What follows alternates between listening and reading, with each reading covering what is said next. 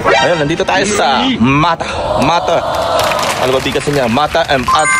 I-pick upin natin yung bike natin sa A-Zoom. Okay, let's go!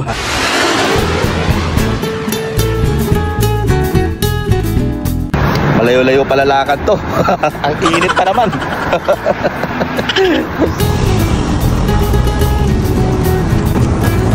Eto, nandito na tayo sa Kalang Puting Road.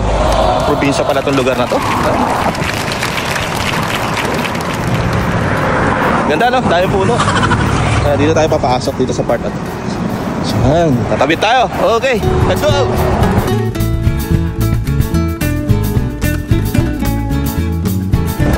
Base sa maps ko, ay diretso lang ang lakad ko. Ayan, diretso lang tayo. Diretso lang natin to. At papunta na tayo sa A-Zoom. Okay. Nandito tayo sa Tongli. Ano to? Tongli Building. So, letter B. Letter B dito makikita ang A-Zoom. Nasa harap siya ng Valiant Industrial Building tsaka Mustafa. Okay, punta na natin. Pasok tayo. Oop, sarado to. Ako pala din sa pila. A-Zoom. A-Zoom. Fifth floor. Okay, na-pick up ko na tong bike na to. Kaso ang laki pala nito. Ang laki. Hindi siya kaso sa isang sa 4-seater car lang na nag-grab na. So nag-grab tayo. Tapos ang binuko ay 6-seater. Bumili tayo ng bike kasi tumatanda na tayo. Hindi tayo pwede ng mountain bike. Tapos para halimbawa nag-bike kami. Tapos ako pag pauwi na kasi sobrang init. Ayan. So siguro pag pauwi na, instead na bumalik ka para mag-ano na lang MRT pauwi. Delikado baka tayo ma-heat stroke di ba? Ayan, yun na yung purpose natin. Ay masarap na, maganda naman yung foldable bike. Maganda ang foldable bike. Papakita ko sa inyo yun pag mag-start na mag-bike. Okay. Ganda, dumating na yung bike natin. Yan, pass natin ito.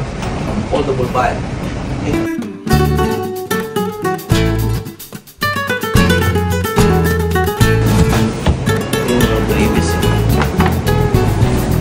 Kasamang pambomba. Kasamang pambomba. Tapos may lock. Kasamang solar energy bicycle light.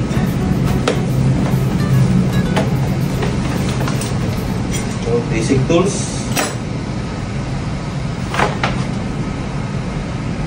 May bell na kasama.